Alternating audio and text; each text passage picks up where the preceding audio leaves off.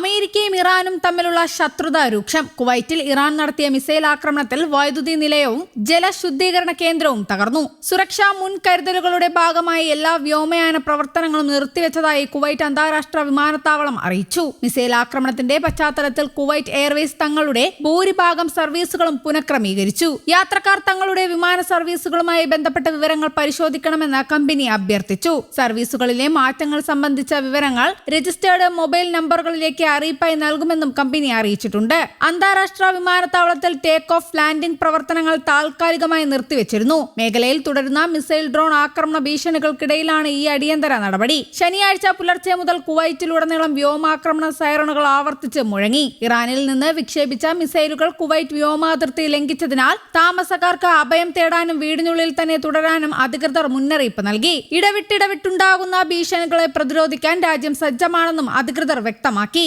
ആക്രമണത്തിന് പിന്നാലെ കുവൈറ്റിലെ Arifjan ground force support സെന്ററിനെ ലക്ഷ്യമിട്ടതായി ഇറാന്റെ ഇസ്ലാമിക് റവല്യൂഷണറി ഗാർഡ് കോർപ്സ് സ്ഥിരീകരിച്ചു. ഓപ്പറേഷൻ നാസർ 2-ന്റെ ഭാഗമായി ഈ കേന്ദ്രത്തിൽ നിലയുറപ്പിച്ചിരുന്ന നിരവധി US സൈനികരെ സൈന്യം വധിച്ചതായും IRGC അവകാശപ്പെട്ടു. കുവൈറ്റിലെ US അലി അൽ സലേം ബേസിലെ റഡാർ സംവിധാനങ്ങളെ നിർവീര്യമാക്കുന്നതിനായി ഡ്രോൺ ആക്രമണം നടത്തിയതായും IRGC പറഞ്ഞു. കുവൈറ്റിലെ അൽ അഹമ്മദി തുറമുഖത്ത് സ്ഥിതി ചെയ്യുന്ന US നാവികസേനയുടെ ഇന്ധന പിന്തുണ പിയറിന് നേരെ തങ്ങളുടെ യൂണിറ്റുകൾ ഡ്രോണുകളും മിസൈലുകളും വിന്യസിച്ചിട്ടുണ്ടെന്ന് അവർ വ്യക്തമാക്കി. കൂടാതെ രാജ്യത്തെ US സിഗ്നലിംഗ് ആശയവിനിമയ കേന്ദ്രം തുടച്ചു നീക്കിയതായും അവർ അവകാശപ്പെട്ടു.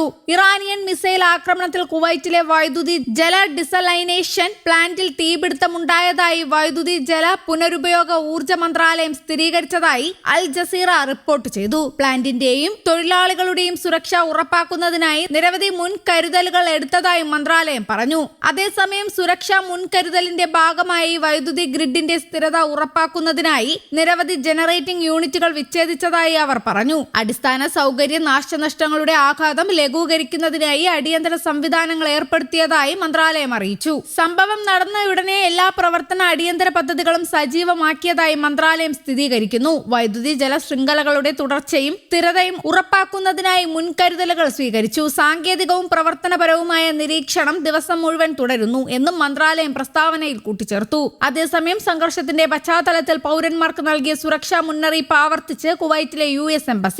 പശ്ചിമേഷ്യൻ രാജ്യങ്ങളിലേക്കോ അതുവഴിയോ ഉള്ള യാത്രകൾ അടിയന്തരമായി പുനഃപരിശോധിക്കണമെന്ന് എംബസി തങ്ങളുടെ പൗരന്മാരോട് ആവശ്യപ്പെട്ടു. മേഖലയിലെ സുരക്ഷാ സാഹചര്യം അതീവ സങ്കീർണമാണെന്നും ഇപ്പോൾ വേണമെങ്കിലും സ്ഥിതിഗതികൾ കൂടുതൽ വഷളാകാമെന്നും എംബസിയുടെ കോൺസുലാർ അഫയേഴ്സ് വിഭാഗം പുറപ്പെടുവിച്ച ജാഗ്രതാ നിർദ്ദേശത്തിൽ പറയുന്നു. പ്രാദേശിക മാധ്യമമായ അൽ ഖബസ് ആണ് ഈ വാർത്ത റിപ്പോർട്ട് ചെയ്തത്. നിലവിൽ മിഡിൽ ഈസ്റ്റിലുള്ള അമേരിക്കൻ പൗരന്മാർ അതീവ ജാഗ്രത പാലിക്കണമെന്നും തങ്ങളുടെ സുരക്ഷയെ ബാധിക്കുന്ന നീക്കങ്ങൾ അറിയാൻ പ്രാദേശിക അന്തർദേശീയ വാർത്തകൾ കൃത്യമായി നിരീക്ഷിക്കണമെന്നും നിർദ്ദേശമുണ്ട്. മേഖലയിലൂടെ യാത്ര ചെയ്യുന്നവരും ട്രാൻസിറ്റ് വിമാനങ്ങൾ ഉപയോഗിക്കുന്നവരും യാത്ര തിരിക്കുന്നതിന് മുൻപ് അതത് വിമാന കമ്പനികളുമായി ബന്ധപ്പെട്ട സർവീസുകൾ കൃത്യസമയത്ത് തന്നെയുണ്ടെന്ന് ഉറപ്പുവരുത്തണം. സുരക്ഷാ കാരണങ്ങളാൽ വിമാന സർവീസുകൾ തടസ്സപ്പെടാൻ സാധ്യത ഉള്ളതിനാലാണിത്.